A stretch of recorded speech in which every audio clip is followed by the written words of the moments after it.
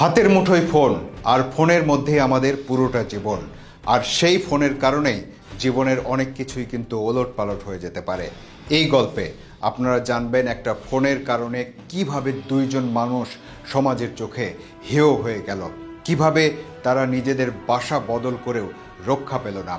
কারণ আপনি যে গতিতেই চলেন না কেন, আপনার ফোনের ভেতরে থাকা তথ্য ইন্টারনেটের মাধ্যমে তারও আগে পৌঁছে যায়। কি বিশ্বাস হচ্ছে না? শ্রদ্ধেয় মঞ্জুর করিম ভাই, আমি জানি না আমার কথাগুলো আপনার কাছে কখনো পৌঁছাবে কিনা, তবু আশা নিয়ে লিখলাম। আমি 2021 সালে বিয়ে করি, পরিবারকে না জানিয়ে। পরে অবশ্য পারিবারিকভাবেই বিয়ে হয় আমাদের। তো স্বামী আমার কাছ থেকে দূরে থাকায় আমি তাকে ব্যক্তিগতভাবে কিছু ছবি দিতাম। একটা সময় আমার ফোনে কিছু সমস্যা দেখা দেয়। তখন নতুন ফোন কেনার টাকাও ছিল না, তাই বাধ্য হয়ে ফোন ফ্ল্যাশ করাতে চাই। আমরা জানতাম ফোন ফ্ল্যাশ করলে কোনো ছবি থাকে না।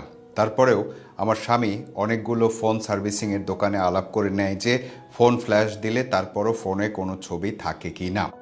তারা তাকে বলে যে ফ্ল্যাশ দিলে ছবি থাকা সম্ভব নয়। এসব বিষয়ে নিশ্চিত হয়ে আমার স্বামী ফোনটা একটা দোকানে ফ্ল্যাশ দিতে দেয়।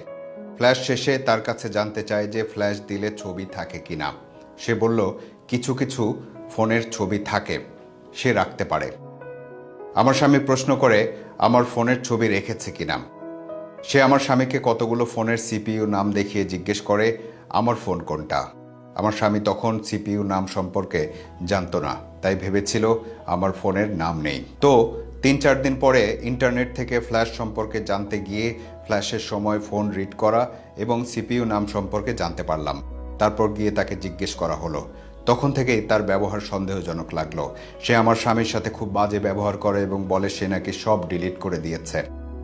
আমরা তার কথায় ভরসা করতে পারিনি, কারণ তার কথায় বোঝা যায় যে সে মিথ্যা কথা বলছে। সমস্যা শুরু হয় তার 6-7 মাস পর থেকে। হঠাৎ আমার স্বামীর এলাকার লোকজন আমার সামনে খারাপ ছবি নিয়ে আলোচনা করতে থাকে। আমার ছবির সাথে তাদের কথা মিলিয়ে তাদের দিকে আমার স্বামী তাকাতেই তারা চুপ হয়ে যায়। এমন অবস্থায় আমরা তাদের কথায় খুব একটা গুরুত্ব দেইনি। তার পরের দিন থেকে শুরু হয় আমার স্বামীর দিকে মানুষের অন্যরকমভাবে তাকানো, হাসাহাসি, আমার পেছনে টিটকারি। আমরা এবার কিছুটা ভয় পেয়ে যাই। তখন আমার স্বামী তার এক বন্ধুকে জিজ্ঞেস করে আমাদের নিয়ে মানুষ কেন এমন করে। সে বলে সে নাকি কিছুই জানে না।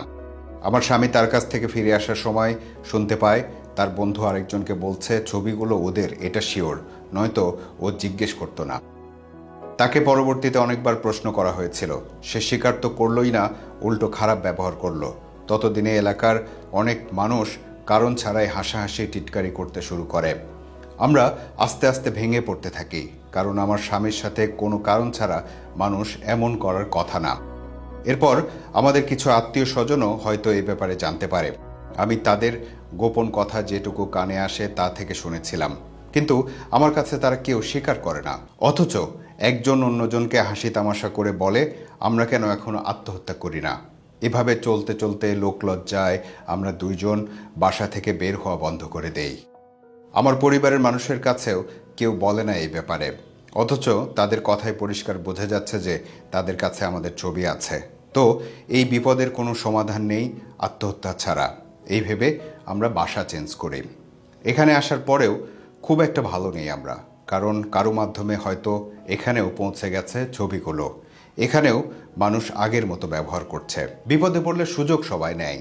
এখন কি করব কিছুই বুঝতে পারছি না।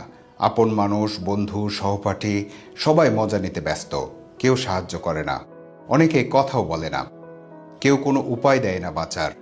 আমাদের পার্সোনাল ছবি সবাই পাচ্ছে, আমরাই পাচ্ছি না। গত প্রায় 2.5 বছর হয়ে গেল এই বিপদ সহ্য করছি, আর পারছি না। আমি আগে কয়েকটা গ্রুপে পোস্ট করেছিলাম সমাধান জানতে চেয়ে, উল্টো তাদের নেগেটিভ কমেন্টে আরও ভেঙে পড়েছে। একটা সময় সবাই আমাদের পছন্দ করত, এই বিপদের কারণে সবাই এখন ঘৃণা করে।